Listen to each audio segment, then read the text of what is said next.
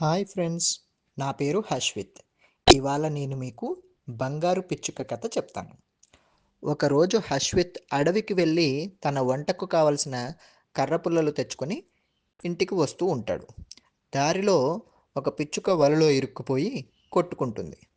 అది చూసి తన చేతులతో ఆ వలని తప్పించి పిచ్చుకని కాపాడాలి అనుకుంటాడు. కానీ అది సాధ్యం కాదు. వెంటనే తన ఇంట్లోకి వెళ్ళి ఒక పదునైన కత్తిని తెచ్చి ఆ వలని కోసి పిచ్చుకని విడిపిస్తాడు. అప్పుడు ఆ పిచ్చుక బంగారు వర్ణంలో మెరిసిపోతూ హర్షిత్కి ధన్యవాదాలు చెప్తూ అక్కడి నుండి తుర్రుమని ఎగిరిపోతుంది.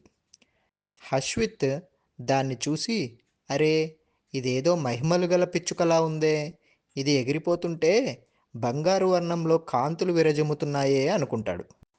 బహుశా ఇది బంగారు పిచ్చుకేమో అనుకుంటాడు. మరుసటి రోజు హర్షిత్ మైదానంలో ఆడుకుంటూ ఉండగా ఆ పిచ్చుక వచ్చి ఒక బంగారు నాణెం ఇస్తుంది. నువ్వు నాకు నిన్న చేసిన సహాయానికి కానుకగా ఈ బంగారు నాణెం ఇస్తున్నాను అని చెప్తూ ఆ పిచ్చుక వంటి రంగులు మారిపోవడం చూసి ఇది నిజంగా మహిమగల పిచ్చుకే అని అనుకుంటాడు హర్షిత్. కొన్నాళ్ళ తర్వాత మళ్ళీ ఆ పిచ్చుక హర్షిత్ దగ్గరికి వచ్చి, నేను ఇచ్చిన బంగారు నాణెం నువ్వు అందరికీ సహాయపడుతూ ఉండాలి అని చెప్తుంది. ఎదుటివారికి సహాయం చేయడం అనేది నీకున్న గొప్ప లక్షణం అని చెప్తుంది.